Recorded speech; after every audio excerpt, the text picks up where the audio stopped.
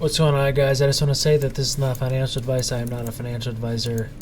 So yeah, the last 2 days have been quite difficult, I would say. Okay, I ended red yesterday. Okay, so I ended red. I don't really have too many red days, but I did end red yesterday. I did end green in my options account. Okay, I've still not had a red day in my options account. Okay, which is good. But futures, I ended a little red.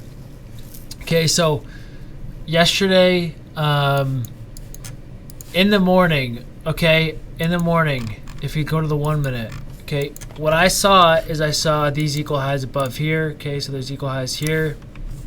Okay, but if you pay attention, okay, there's also liquidity here, liquidity here. This is a pretty major high, and liquidity here. Okay, so what this is low resistance liquidity.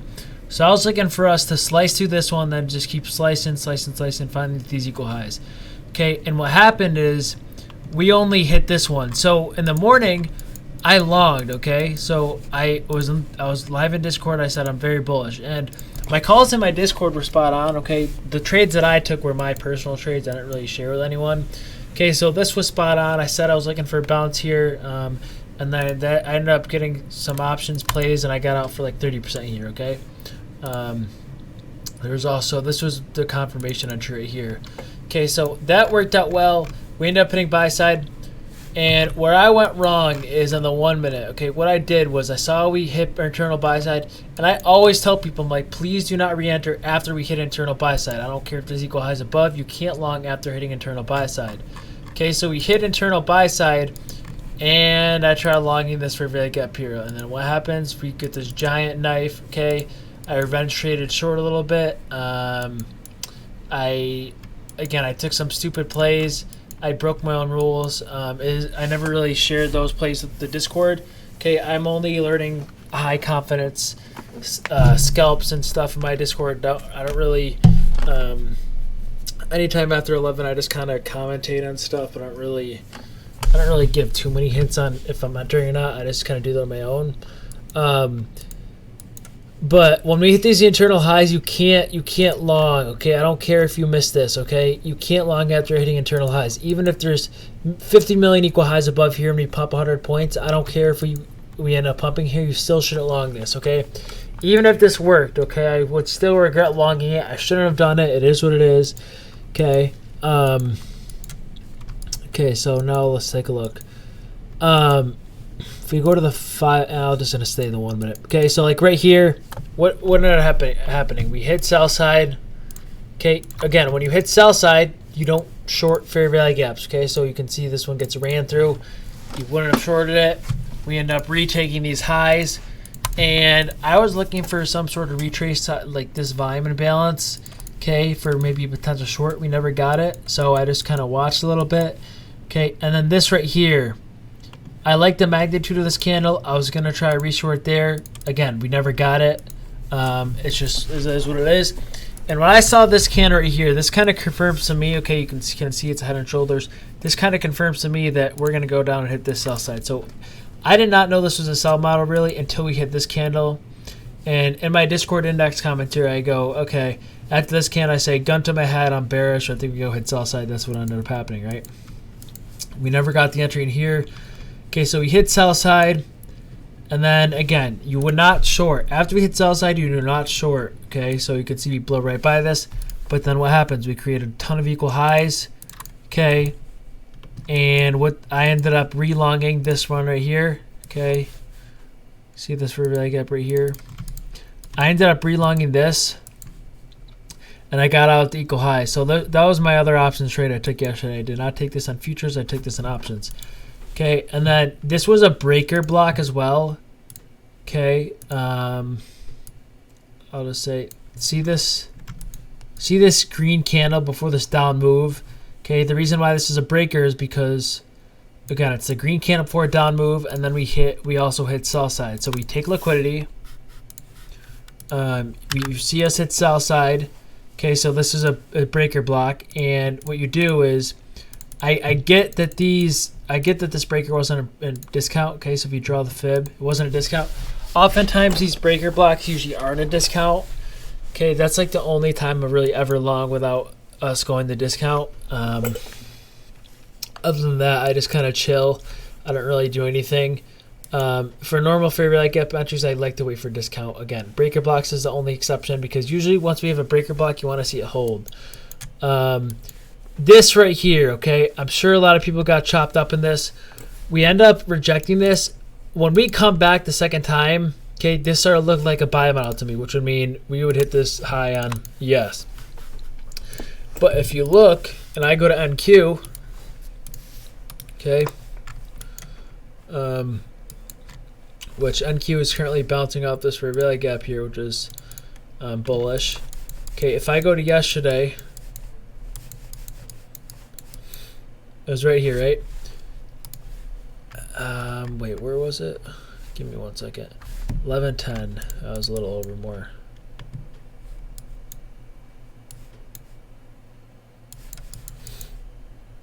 It was right here, I believe. Okay. So if we draw a vertical line, right? Vertical line at this high. Okay, and then a vertical line at this high. Okay, notice how this high from this same time and this high from the same time, see how this was hit, okay, and ES was not? If I'm in an ES position here, yes, I'm still probably holding a runner till here because that's what I want, but it is good to scale some of your position, especially after you hit this high, and especially right before hitting this high, okay? Because this is what they call this is a smart money divergence. So basically what that means is we hit the high on NQ, but we do not on ES. So you just have to be careful and kind of watch out for this a little bit. I think that's actually what went on today, which I'll explain in a second. So that's why we never end up hitting buy side. And again, right here, because we already took this high, again, this is not a market structure shift. This is just an old high. Market structure shift, it really has to be in the moment. So like a lower high, and then we'd have to get a higher low in that moment or whatever. But we didn't really get any clear one right here. Even this, I would not consider a market structure shift. Although I did like the displacement of this candle, okay, with this was institutional order flow journal entry right here. Again, I'm not really considering this market structure shift, but as soon as I see this candle and as soon as I see untapped buy side up here where it's you kind of get that curve, I will try long, okay? And what happened is we got the SMT, and lately I've been noticing NQ has been hitting more targets than ES recently, where we get those SMTs, so you just got to be careful. Okay, we dump back under sell side, which these were equal lows, after we hit this sell side, my bias was kind of wrong at this point. Okay, I thought we would just keep going higher. We ended up going back below low of day. Okay, and a few people asked me, would you short this fair value gap right here? Okay, I said no. They shorted it anyways, and they banked. Okay, you should really, really not short this fair value gap. It's very, very risky. I seriously would not recommend shorting fair value gaps after you hit the low day. Okay, but now that we're at low day, we don't care if the bearish fair value gaps don't work. Okay, we just wait for long setup. Okay, and here it was. It appeared at 20 minutes before close. We got the long setup. It was a BPR as well. Okay, so if you look at the BPR, that was your long setup. Okay, because it is a BPR and we rip back through this fair value gap, it's more of a, you don't really need that much of a market structure shift, okay? And you will learn this with time, okay? So we hit south side, we get a BPR, we get a giant displacement up. You don't really need a market structure shift here, and you will learn that through experience, okay? And I just do want to note something. All day we equal lows right here, okay? See these equal lows right here? So this is where I went wrong. I was bullish even though I knew there was equal lows down there. We end up hitting them overnight, and you can see we hit them overnight. So this is kind of where my bias went wrong, and I didn't really account for these lows. And if the bias truly is bullish, which I think it is, if the bias is truly bullish, what do you want to see price do? You want to see price take out the lows before we go higher. If price is truly bearish, then you would want to see price take out 34, which are the equal highs from above right here, and then go lower to these equal lows. So when I saw us take this out overnight, I kind of came in with a bullish bias today because I liked how we took them out overnight. And if we kind of zoom in a little bit, I'm just going to move this over. If we look at overnight, you had a nice, I think this was a 5-minute fair value gap right here. Let me just verify. Yeah, we got a nice long this morning, and a couple people in chat took it. I was not up at this time. Okay, but we got some people who longed here. This is another situation where you don't really need a market structure shift, okay? But there is a market structure shift in this case. See, look. Okay, see this last lower high? Here's your market structure shift. It's a very, very obvious lower high. Okay, and once you see this old fair value gap broken over displacement, that kind of, again, a buzzer goes off in my head. That means we're likely going to hit the next high, form a buy model. This was the target. Okay, and then what happened is we formed equal highs that were just sitting here all day. So I came in with a bullish bias. Okay, we were traced much deeper than I thought. And this was kind of the hard part of today, okay? We were traced much deeper than I thought. Once we got down there, I thought we were going to hit sell side, okay? And we did not. So once I saw we failed to hit sell side, again, all this, I was in my Discord talking about it. I was saying do not trade this. I'm not going to, in hindsight, yes, I get this is easy to read, okay? I'm not going to try to say, oh, I knew it was going to happen here because I didn't really, okay? But I did have this fair value gap marked. I had this sell side marked, and I had these equal highs marked. So I told my Discord, I'm like, okay, these are the 3 things I marked. Watch what happens. Okay, we got a bounce from this 5-minute fair value gap. We had these equal highs right here that end up hitting. Okay, and this is where I took my play, okay? So I saw how many equal highs were up here. And what I ended up doing is, if you look at the 1 minute,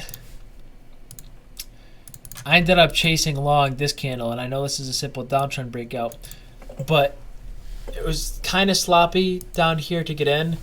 I did take a demo trade, which you will see after this. Okay, once we broke this fair value gap, this is a key fair value gap. If we know there's buy side above, if we know there's equal highs above, the old fair value gaps in the south side of the curve, you want to see those hold as support. So the moment we break above this, I'm kind of telling my chat, I'm like, okay, we need to see this used as support. Okay, and we never actually end up touching it, but I took a long on demo, and I said as long as we hold this, I'm gonna stay in long. Okay, and then I ended up chasing this on a real money count, and I ended up sticking a demo. So that was nice. So this was the only valid play that I personally liked. This is the only play I touched today in real money. I did not touch any other play. Okay, and then right here, look what happens. We come a tick within hitting these equal highs. again, this was kind of pretty not dirty by the algos, but it's definitely unsatisfying to leave these equal highs up there.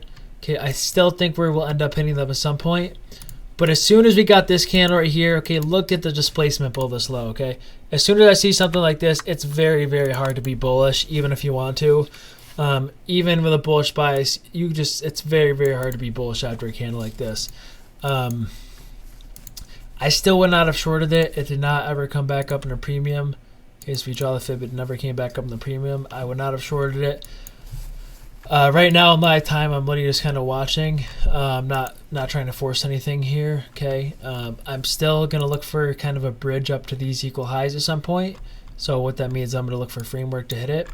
But again, today was a tough day. This is why it's important to take profits at eternal liquidity.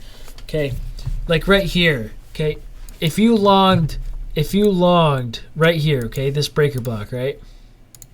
If you long this breaker block, you should automatically be taking profits here and not holding your whole position here, okay? Because we just hit this, dumped, and then we hit it later. You would have been stopped at your named position. If you're following ICT's tweets today, you would have seen that he was stopped out of a few positions because we never actually hit the final target, but we did hit the internal liquidity target.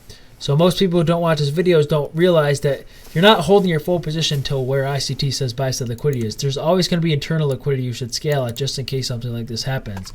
Okay, and when we get a rip over these lows and then a dump, okay, you're gonna be happy that you took partials here because you realize you would have been in no profit if you did not take partials. So if you did not take partials here and you waited till we hit this, okay, you wouldn't have made any money. That's why it's so important. But yeah, other than that, today was definitely a tricky day. Okay, this chunk right here, this is all hindsight. Me talking about this chunk right here, this is hindsight. Once we start getting to here, okay, kind of showing my Discord, okay, this is a breaker, I'm long here, and my target's this and then this. Okay, my runner ended up getting stopped at break even. This was a demo trade, by the way. And then here's where I entered my real money trade because I saw, you could see, like, just look at all this build up, okay? You can see these equal highs, we just build up liquidity, and then we just burst and hit the equal high. So that's the only thing that I really liked. Right now I notice we are forming some low resistance liquidity, which we're probably going to break, which is also bearish as well. So yeah, I kind of have no bias right now. I'm just going to keep these equal highs marked. There's the break, yep. So again, this is low resistance liquidity, which means we're likely going to break it. I still have this fair value gap on my chart from 1134. I'm just going to kind of be watching this. It's right under these equal lows as well. You can see they're 15-minute equal lows. So that would probably be my next target. But yeah, it was a tough day. If you guys lost, don't feel bad. I'm going to post my executions. I'm actually probably going to put them in the beginning of this video, so you've probably already seen them by now. Okay, but today was definitely a tough day. The executions I took today that you just saw that I'm going to put in the beginning of the video, those are the only things I recorded. I did not record any of my other trades. Okay, I usually just record my most confident trades just to see what happens. I think I've lost like one trade ever doing recording. So, but I will still take trades and not record that do work out. So again, it doesn't really mean anything. But other than that, I hope you guys enjoyed this video. I hope you guys learned something. If ICT does post a market analysis, I would suggest watching it because again, there's a lot of issues where people are probably lost in this chop, okay?